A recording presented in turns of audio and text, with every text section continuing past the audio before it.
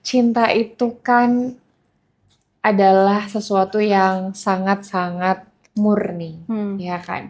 Cinta dari Allah ke kita itu kan murni, kita diciptakan. Dari orang tua ke kita itu murni. Dari kita ke anak itu murni. Pasangan kita ke pasangan itu juga murni. Nah, kenapa bisa menyakiti? Karena kita berharap diisi, bukan memberi. Jadi kita berharapnya tuh kalau kita mencintai itu berarti kita sedang berharap dari orang untuk diisi gitu. Itu jadinya udah lain maknanya. Padahal cinta itu kan memberi, cinta itu giving, cinta itu kata kerja kalau menurut saya ya. Cinta itu menjadi cinta kalau dia dikeluarkan, kalau dia disampaikan, kalau dia dikasih, kalau dia diberikan, itu namanya cinta.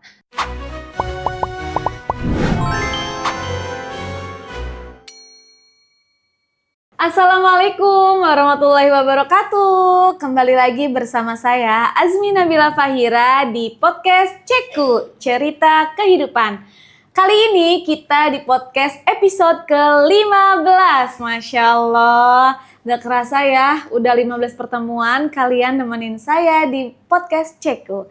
Nah, kali ini teman-teman tahu nggak, podcast kali ini benar-benar berbeda banget karena kita akan banyak penyembuhan luka-luka yang mungkin teman-teman rasakan juga di rumah. Masya Allah, penasaran kan?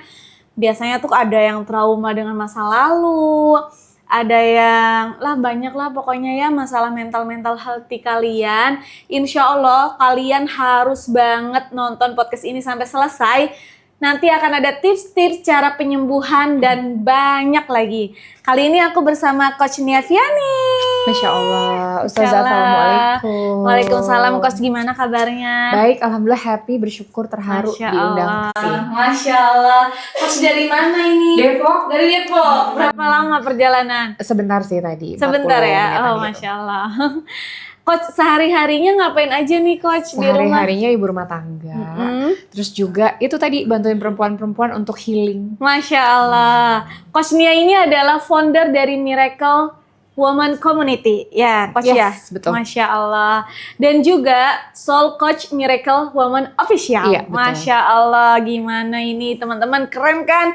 Baru di spill aja udah aura coachnya itu benar-benar, wah ada masalah apa ya ini saya? Akhirnya bisa ketemu lagi nih Coach. Terakhir kita kemarin ketemu di acara Letting Go ya. Iya. Kurang lama kita ngobrol karena coachnya sangat sibuk sekali. Saya juga sibuk. Nah, Coach, langsung aja nih kita ke pertanyaan. Udah siap, Coach? Bismillah. Kayaknya teman-teman udah nggak sabar nih, apa aja sih yang mau digali di sini di podcast ini. Nah, Coach, sebelum kita ke pertanyaan-pertanyaan yang mungkin lebih dalam lagi di sini, kita mau tanya dulu nih, Coach, ya.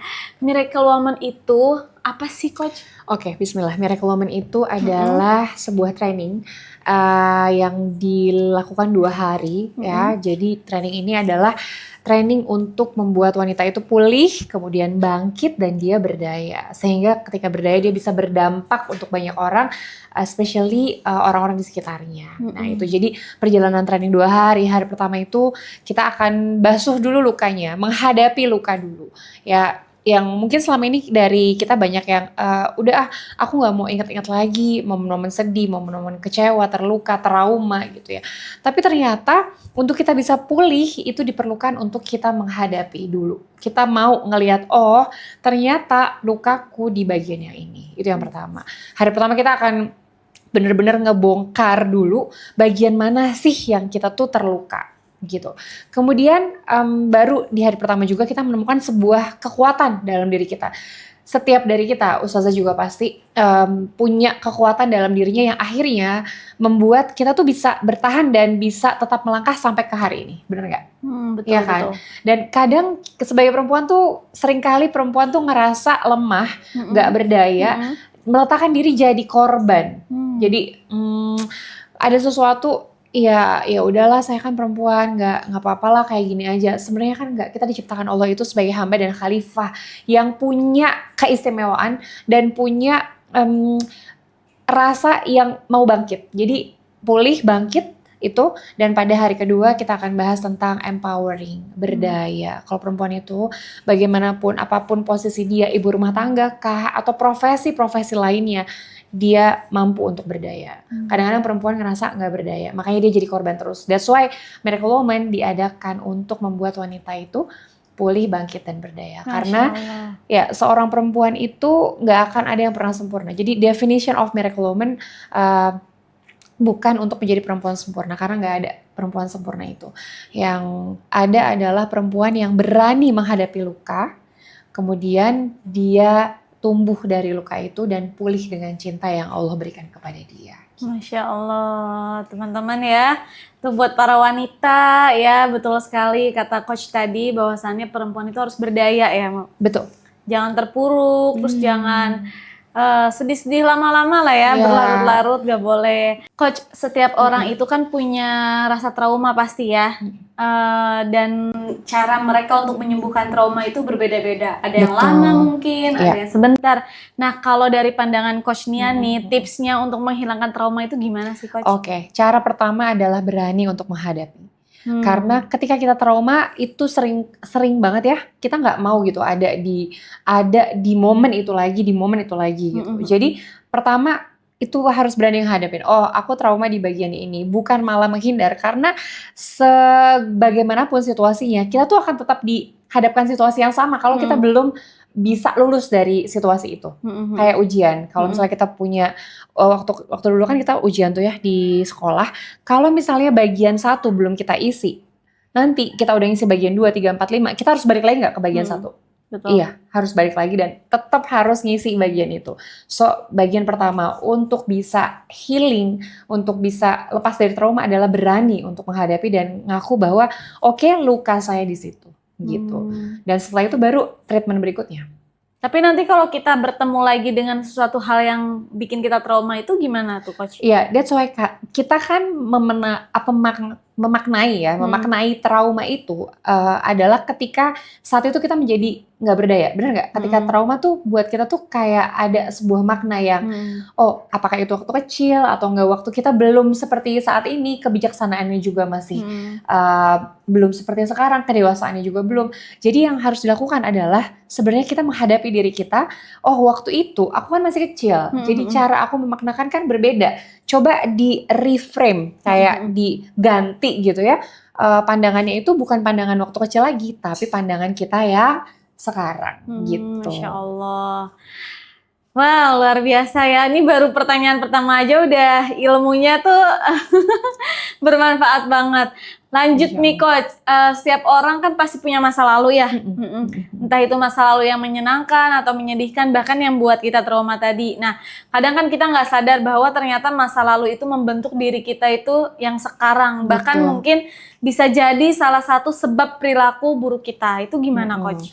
Ya, itu namanya automatic behavior dan unwanted behavior. Kadang kita tuh ya nggak sadar kita melakukan itu. Karena itu pernah kita lihat dari orang-orang dewasa di sekitar kita. Ya, tanpa mendiskreditkan orang tua, biasanya kita melihat contohnya dari orang tua. Yang kita tuh sebenarnya nggak suka diperlakukan seperti itu, tapi karena kita melihat itu sebagai sebuah pembiasaan dan normalisasi, jadinya akhirnya kita melakukan lagi. Ya gitu. Jadi caranya adalah balik sadar. Ya, kesadaran itulah yang penting. Kalau misalnya kita suka nih, misalnya kan Ustazah juga udah punya anak nih ya, saya juga udah punya anak. Sama nggak marahnya orang tua sama marahnya dirimu? Marahnya orang tua sama diri aku? Iya, ke anak.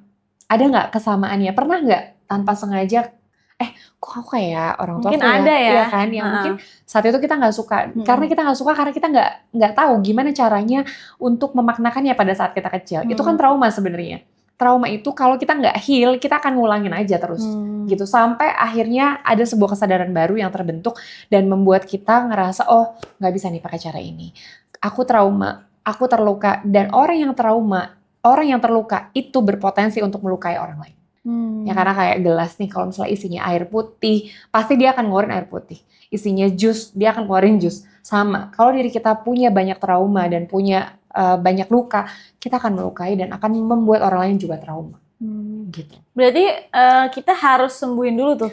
Iya, perlahan ya. Maksudnya, makanya kenapa tadi saya bilang di awal, sadar sadar apa yang kita lakukan. Kalau kita sadar, kita nggak akan mengulangi banyak lagi gitu. Mungkin ada sedikit-sedikit, tapi nggak boleh kayak gini, nggak boleh kayak gini, diginiin tuh nggak enak loh gitu. Terus cara kita ikhlas menjalani sesuatu yang terjadi dalam hidup kita, Coach, setelah kita menghadapi trauma tadi ya, di masa lalu atau trauma yang benar-benar kita lakuin gitu kan, atau kita hadapi, itu cara ikhlas untuk menjalani itu kayak ya udahlah gitu, ikhlasin. Gimana itu, Coach? Yang pertama, kita meyakini bahwa Allah pasti memberikan yang terbaik. Itu udah titik keyakinan yang paling tinggi supaya kita bisa terhibur gitu. Ya itu yang pertama untuk bisa jadi ikhlas. Yang kedua, maafkan orang-orang di sekitar kita, terutama orang tua. Mereka itu dengan cara yang mereka tahu saat itu untuk memproses diri mereka sebagai orang tua, atau membuat mungkin ada hukuman, ada aturan-aturan yang mereka buat, itu kan yang mereka tahu. Bukan berarti mereka nggak baik gitu, tapi mereka sudah melakukan hal yang terbaik yang mereka tahu dengan ilmu, dengan pengalaman yang mereka ada saat itu. Jadi cara yang paling membuat kita bisa benar-benar ikhlas adalah memaafkan. Ya, apakah itu orang lain yang membuat kita trauma, ini mungkin di luar dari orang tua juga ada gitu ya. Maafin orangnya, habis itu maafin diri. Maafin diri kita yang saat itu belum bisa memaknakan dengan utuh gitu. Kita memaknakan cuman iya itu bagian yang sakit banget. Padahal kan Allah sedang memproses kita dari kesakitan itu, dari trauma itulah kita terbentuk menjadi lebih kuat biasanya. Dan lebih mature, lebih dewasa gitu. Ada yang mengatakan bahwasannya katanya memaafkan itu kadang bisa, tapi melupakan kesalahannya yang sulit katanya. Itu gimana tuh definisi begitu? Iya bener sih, melupakan itu kan gak akan pernah bisa ya. Kita bukan laptop yang bisa di-delete, masuk ke recycle bin terus habis itu hilang gitu. Enggak kayak gitu. Handphone juga bisa gitu dilakukan. Kita terlalu pintar untuk melupakan gitu. Jadi memang fitrahnya manusia itu dia ingat, tapi yang mau kenapa kita maafin? Karena kita sedang merubah rasa dan makna. Jadi yang diubah bukan pengalamannya, memori akan tetap kita ingat loh. Kita tahu, dulu dia pernah kayak gini nih sama aku, gitu. Dia pernah kayak gini, gitu kan? Itu masih ingat. Tapi apa yang berbeda dengan orang yang memaafkan adalah rasa dan makna yang dia berikan. Oh, udah, nggak apa-apa. Udah enak, udah ikhlas kok, nggak apa-apa. Karena dari situ dia tumbuh jadi orang yang lebih dewasa lagi, lebih bijaksana lagi, gitu sih. Jadi memaafkan, bukan melupakan, tapi melepaskan. Melepaskan apa? Melepaskan belenggu ego kita yang saat itu kena gitu ya. Mungkin emosi kita yang saat itu tertrigger, terpicu gitu. Itu yang perlu kita bedain. Melepaskan, bukan melupakan. Memaafkan dan melepaskan. Terkadang gini, Coach, dia berusaha memaafkan tuh. Tapi kenapa tuh misalkan ada aja yang aku perasaan udah maafin tapi jengkel aja tuh kalau ketemu orang itu misalkan, itu berarti belum seutuhnya maaf ya? Belum seutuhnya memaafkan karena ada ekspektasi dari orang itu yang kita inginkan. Sebenarnya kita tuh lagi nyakitin diri kita sendiri ketika kita melakukan itu. Karena orang yang kita hadapi pun punya situasinya sendiri ya. Dia nggak selalu sama dengan apa yang kita harapkan. Nah, tapi kalau masih ada rasa kayak gitu, hindarin aja, nggak ada yang salah. Dan nggak perlu juga kita tiba-tiba datang terus berbuat yang sangat baik. Kalau misalnya kita emang belum bisa, udah hindarin dulu aja. Yang penting kan ini antara hati kita dengan Allah ya. Gitu. Kalau kita mau dimaafin, kita juga belajar, berlatih untuk memaafkan dan melepaskan. Maafin dan lepasin, ikhlasin ya teman-teman. Akhirnya ikhlasin. Ikhlasin. Nah, kadang kita tuh suka lupa caranya bersyukur juga, Coach. Caranya untuk bersyukur, gimana sih cara kita untuk bisa terus mensyukuri apapun hidup yang kita jalani, apapun yang datang dalam hidup kita itu kadang ada yang kayak rasa kurang menerima gitu. Itu gimana, Coach, cara kita bisa bersyukur atas apa hidup yang telah Allah kasih gitu? Iya, Masya Allah, ini kayaknya banyak banget orang yang ngerasain ini. Ketika hidupnya mulai dibandingkan dengan hidupnya orang lain, otomatis itu susah untuk bersyukur. Yang kedua, harapannya lebih daripada kenyataannya, itu juga susah banget untuk bisa bersyukur. Padahal bersyukur itu simple. Nih kayak sekarang kita bisa hirup udara yang nggak kelihatan. Saya bisa dengar suaranya Ustazah yang juga nggak kelihatan bentuknya. Kayak gini aja, kalau kita mulai berlatih, alhamdulillah ini saya ada di PPP Adaku hari ini ketemu sama Ustazah. Syukuri yang kecil-kecil kayak gitu tuh ngelatih kita, sense kita untuk bisa mensyukuri yang besar. Nah, jadi belajar banget untuk mensyukuri hal-hal kecil yang ada saat ini. Kayak nafas kita syukurin, telinga kita bisa dengar, alhamdulillah nih kemarin telinga baru dari dokter nih. Ternyata penanganan dokter sedikit aja udah bisa bikin ya Allah, alhamdulillah ya Allah, bayangin aja gitu kan. Kalau kita terbatas gitu untuk mendengarkan, terbatas untuk bicara. Yang kayak gini nih, kalau dilatih dia akan jadi pandai banget untuk bersyukur. Kenapa susah syukur? Karena kenyataan itu nggak sesuai sama ekspektasinya.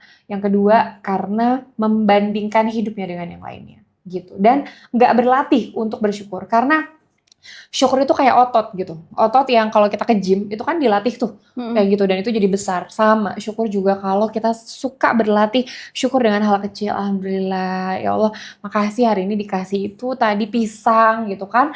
Itu kalau disyukurin yang kecil-kecil kayak gitu kita akan mudah untuk bersyukur. Cuman ngelihat sekitar kita aja, oh ngelihat anak, ngelihat suami, alhamdulillah masih ada mereka, kita masih bisa peluk, ada orang tua masih bisa kita layanin. Itu dari situ hal-hal kecil yang mungkin saat ini luput gitu ya, sering banget kita nggak kelihatan, tapi kalau kita balik ke hal kecil itu kita akan mudah banget bersyukur. Dengan yang ada di depan kita saat ini. Bagaimana kita mau mensyukuri hal yang besar kalau yang kecil aja kita lupa untuk bersyukur ya. Betul. Dan bagaimana Allah mau ngasih hal yang besar kalau kita nggak mensyukuri hal yang kecil. Benar. Jadi hal-hal yang kecil itu kata Coach Nia harus disyukuri. Nanti dari situ kita menjadi pandai untuk bersyukur ya. Yes, kalau berlatih. Betul. Berarti segala sesuatu harus dilatih ya Coach ya. Dilatih, betul Dibiasakan, banget. dipaksa gitu ya. Awalnya dipaksa kan. Kita diajarin orang tua kita untuk paksa, makan aja dipaksa kan. Ya kan. Sholat juga dipaksa. Tapi lama-lama oke, latihan. Ya. Iya. Dipaksain. Kadang sulit banget kayaknya ya untuk mengucapkan alhamdulillah udah dikasih ini. Ya betul tadi yang suka ngebandingin hidup kita dengan orang lain gitu ya. Itu biar stop gitu membandingkan hidup kita dengan orang lain tuh gimana? Apa yang kita ada saat ini? Apa yang kita ada saat ini aja kita lihat, kita syukurin. Karena Allah nggak mungkin ngasih sesuatu yang kita tidak perlukan. Semua yang diperluin udah ada di depan kita, udah ada sama kita saat ini. Cuma yang bikin kita sakit dan nggak bisa bersyukur harapan yang lebih tinggi daripada situasi yang ada saat ini. Sedangkan gimana mau dikasih kalau kita aja nggak mampu syukurin apa yang ada, gitu. Masya Allah. Jadi gitu teman-teman, bagaimana cara mensyukuri ya. Itu udah banyak banget tadi Coach Nia kasih. Pokoknya share sesuatu hal yang bermanfaat ya Coach ya. Betul. Biar menjadi amal jariah buat kita semua. Nah sekarang kita lanjut nih. Boleh gak sih Coach kita bahas soal cinta? Tadi udah bahas ikhlas, syukur. Masya Allah sekarang cinta ya. Sekarang cinta. Kayaknya cinta itu kan fitrahnya semua manusia ya. Laki-laki, perempuan, anak muda, anak tua gitu kan. Anak tua ya. Anak tua lagi, orang tua gitu. Iya. Nah, cara mencintai yang baik itu seperti apa sih Coach? Karena kadang justru jatuh cinta itu kan malah buat kita tuh sakit hati gitu. Ada aja fase sakit hati. Cinta itu kan adalah sesuatu yang sangat-sangat murni, ya kan? Cinta dari Allah ke kita itu kan murni, kita diciptakan. Dari orang tua ke kita itu murni. Dari kita ke anak itu murni. Pasangan kita ke pasangan itu juga murni. Nah, kenapa bisa menyakiti? Karena kita berharap diisi, bukan memberi. Jadi kita berharapnya tuh, kalau kita mencintai itu berarti kita sedang berharap dari orang untuk diisi gitu. Itu jadinya udah lain maknanya. Padahal cinta itu kan memberi, cinta itu giving, cinta itu kata kerja kalau menurut saya ya. Cinta itu menjadi cinta kalau dia dikeluarkan.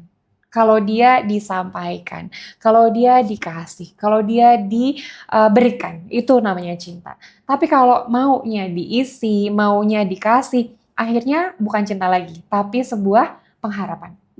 Gitu, itu yang pertama. Kenapa jadinya nyakitin?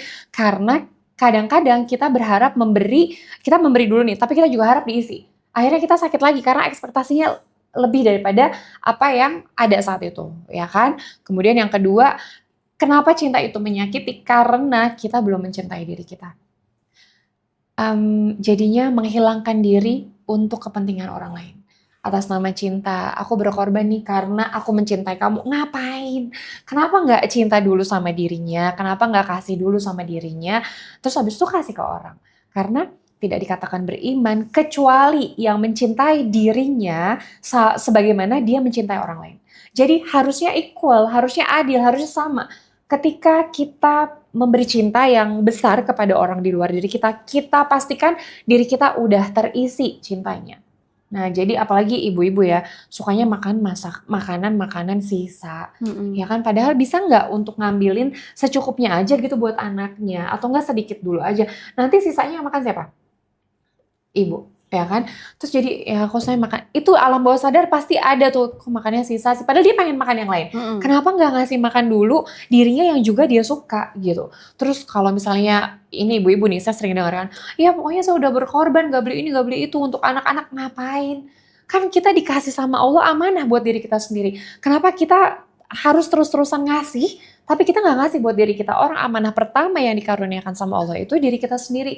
Makanya pastikan kita tuh bahagia dulu, baru habis itu bahagiain orang gitu. Itu mungkin kalau orang yang nggak biasa terdengarnya ini kayak selfish gitu ya, kayak egois gitu. Padahal enggak, justru tanya deh sama orang-orang yang kita cintai. Mereka happy nggak kalau kitanya berbagi ke mereka, kasih cinta ke mereka, tapi kita nggak happy? Nggak bakalan gitu. Sama kok, kita juga suka banget memberikan cinta karena kita mau lihat mereka happy.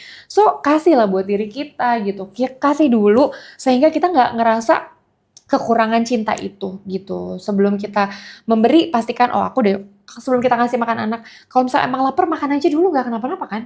Kasih aja dulu gitu buat dirinya. Terus kalau misalnya mau beli baju atau apapun, beli aja dulu buat dirinya, sisihkan gitu loh. Terus habis itu baru beliin buat anak, buat suami. Itu rasanya berbeda. Karena perempuan punya kekuatan itu di cintanya, di hatinya yang besar itu. Gitu. Dan kekuatan cinta, kekuatan hati itu 5.000 kali lipat daripada kekuatan logika.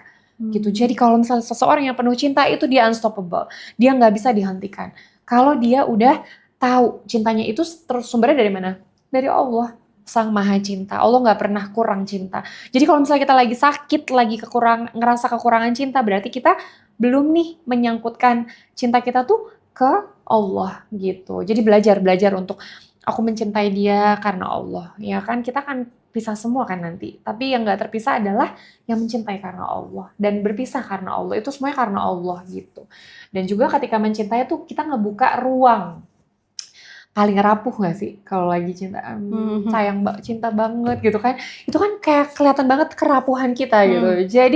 Jadi itu bikin kita tuh apa? Gampang dilukai. Betul. Gampang terluka karena kita sendiri yang open kerapuhan itu. Ya udah siap-siap lah kalau udah bersiap untuk memberi cinta, berarti bersiap juga untuk kalau nanti sisi kerapuhan kita itu karena kita bisa menunjukkan sisi rapuh supaya apa sih? Supaya orang tuh ngerti gitu, supaya tuh orang tuh kayak perhatian gitu kan. Tapi kuncinya sebenarnya cintain dirinya dulu, perhatiin dirinya dulu, sayang, respect, hargai diri kita dulu, baru abis itu kita bisa share, spread love to others, kasih cinta buat yang lainnya. Itu kunci cinta. Karena kita gimana mau bahagiain orang lain kalau diri kita aja nggak bahagia gitu. Betul, ya. Betul.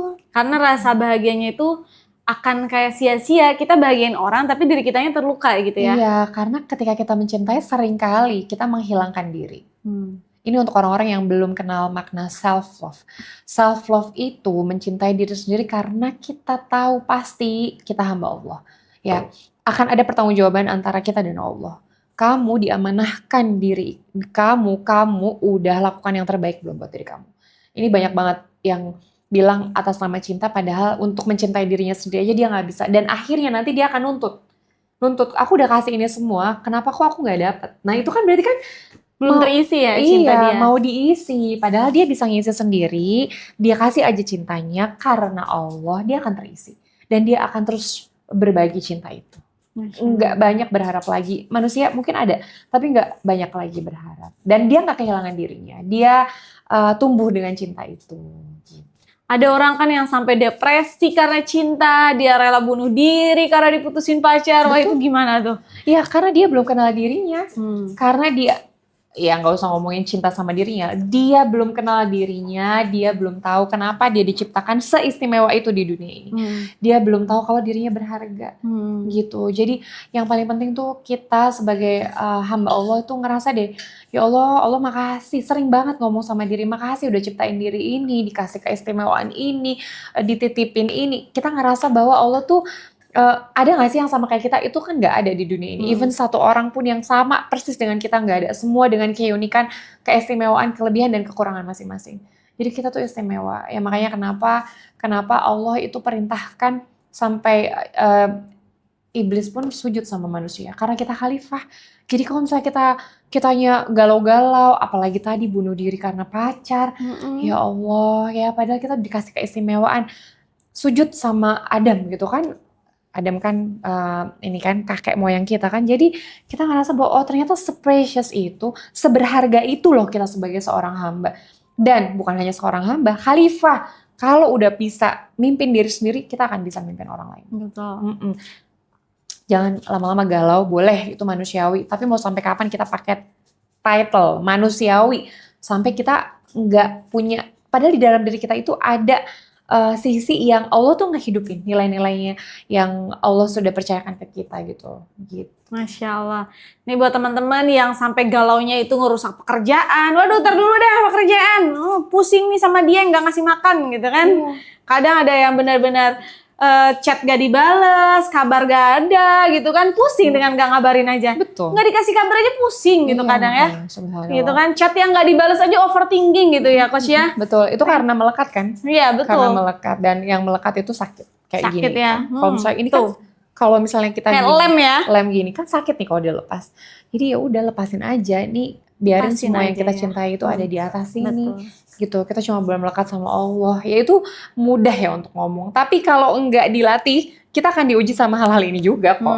Jadi Allah tuh memang melatih kita, mentrain kita di dunia ini untuk melepaskan semuanya. Gitu. Lepasin ya. Kalau dia nggak ada kabar, biarin. Nggak apa-apa. Dia main kemana, nggak apa-apa Kalau gitu jodoh ya. kan nggak kemana. Iya betul ya. Kalau dia mencintai kita, dia yang akan effort juga kok. Betul. Tenang aja, apalagi perempuan. Apalagi perempuan, biarin cowok yang ngejar kita ya. Betul, jangan ngejar-ngejar laki-laki. Ngapain ngejar laki-laki ya Coach ya? Terlalu berharga. Kadang kita menuhankan laki-laki, itulah Iya. yang bikin kita sakit. Betul. Tuhan kamu tuh Allah apa laki-laki gitu ya Coach ya. Betul. Dan diujinya di situ lagi, di situ lagi. Di situ lagi. Di laki lagi, di laki lagi.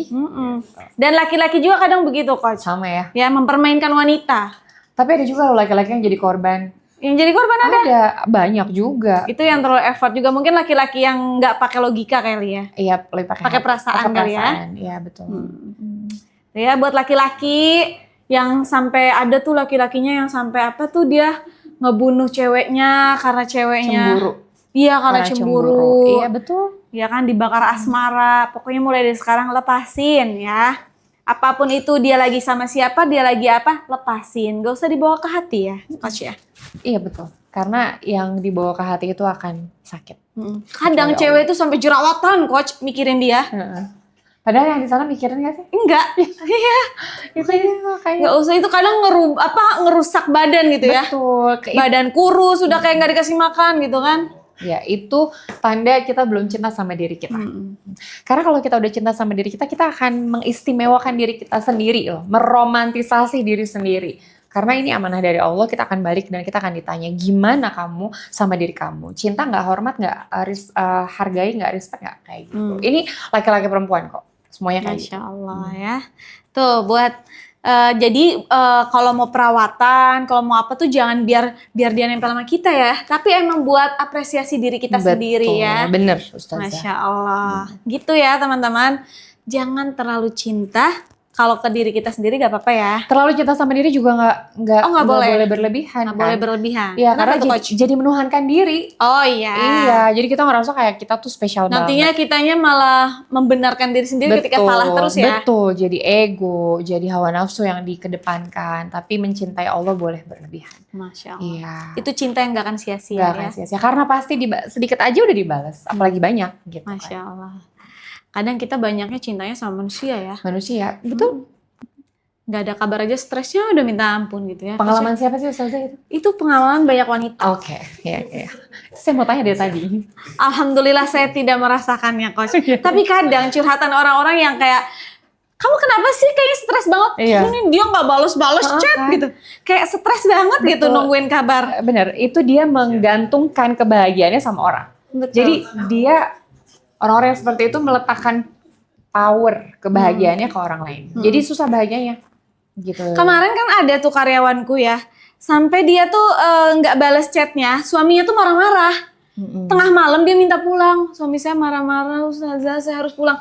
Astagfirullah ya Allah. Saya tuh Coach, suami kuliah di Madinah, banyak banget orang yang bilang, Ustazah nggak sedih suami? Ya biarin, suami punya Allah, dia mau kemana juga biarin. Ya nanti juga rezekinya ada buat istrinya gitu kan. Pokoknya emang lepasin gitu ya. Betul, dan perasaannya kalau lepasin jadinya tenang ya. Tenang gitu. Damai Kadang gitu. kita kalau terlalu berlebihan memiliki sesuatu, Allah uji di situ. Dan emang nggak ada yang kita miliki sebenarnya. Even Betul. diri kita pun nggak kita miliki. Betul, Ya kan? betul.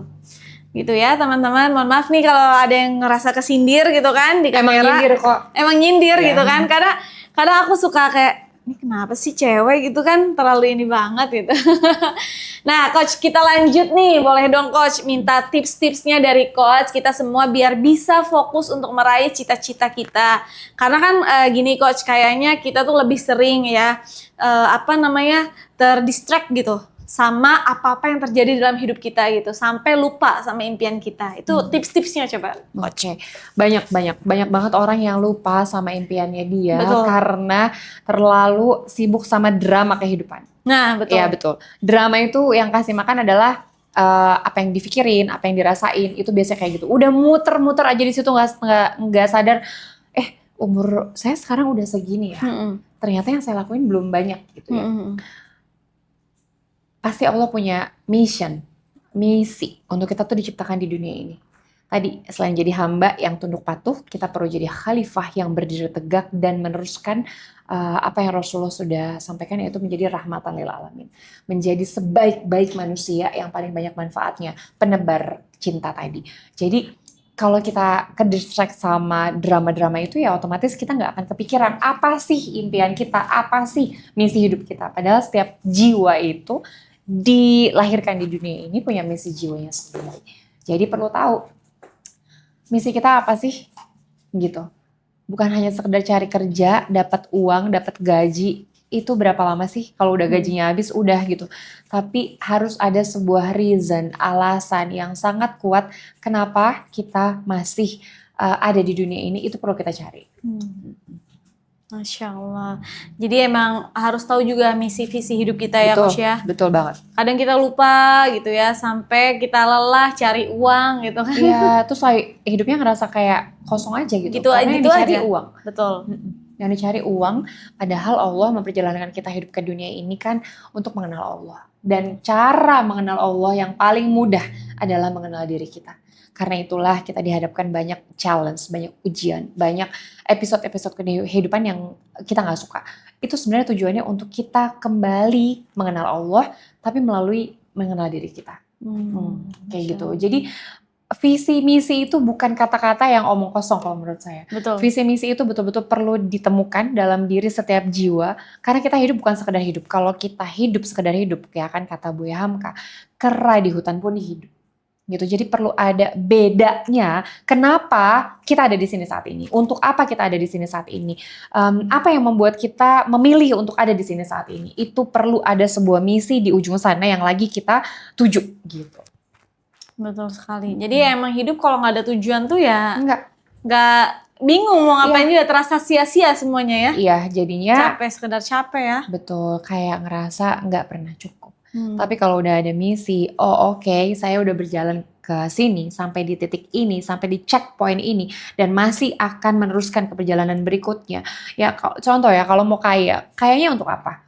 Ya harus jelas banget nih, untuk bantu banyak orang, supaya orang bisa bahagia, itu make it clear di sini. Oke, udah sampai sini, nanti ke situ lagi. Ya, kalau misi saya adalah saya mau setiap orang di dunia itu merasa dirinya berharga, kemudian dia berdaya dan bisa kasih dampak untuk banyak orang. Itu yang saya mau. Tapi diawali dengan pulih dulu. Gimana mau bisa berdaya kalau dianya nggak pulih gitu. Jadi setiap saya temuin orang, saya akan happy banget kalau punya peluang untuk bisa membersamai bukan wanita lagi ya, sekarang semua orang untuk bangkit dan dia jadi berdaya. That's my mission. Jadi kemana, Indonesia kah, Malaysia kah, sekarang Miracle Woman sudah sampai ke Brunei, itu mau banget ngelihat setiap orang di sana tuh pulih, bangkit, dan dia bisa berdaya. That's my mission.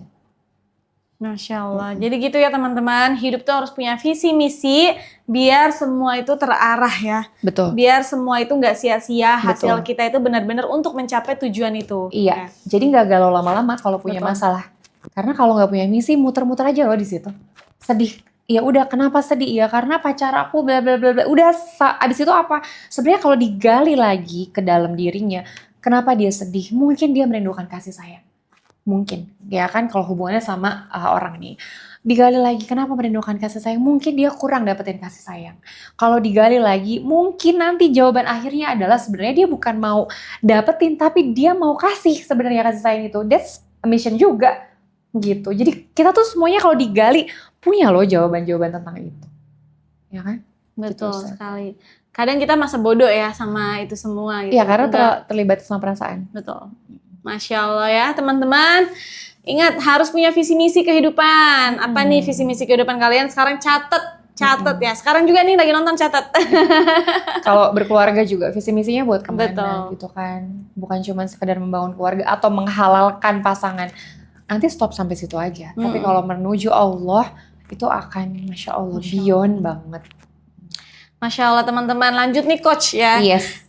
Karena ini kita podcastnya bersama PPPA. PPPA ini kan adalah Laznas atau lembaga zakat, sedekah tentang berbagi nih.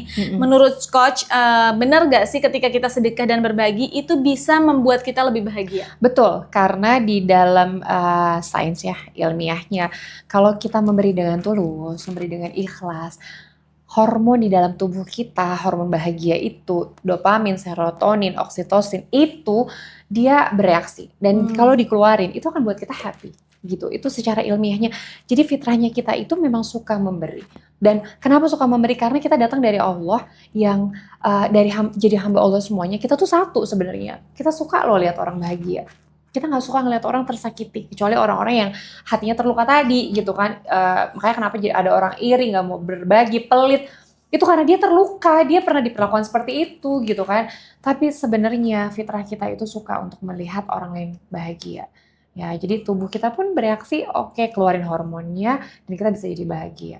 Masya Allah. Gitu. Jadi buat teman-teman yang hidupnya itu kurang bahagia berarti kurang berbagi. Iya betul, karena ada kemelekatan dari sisi duit, misalnya duit ya.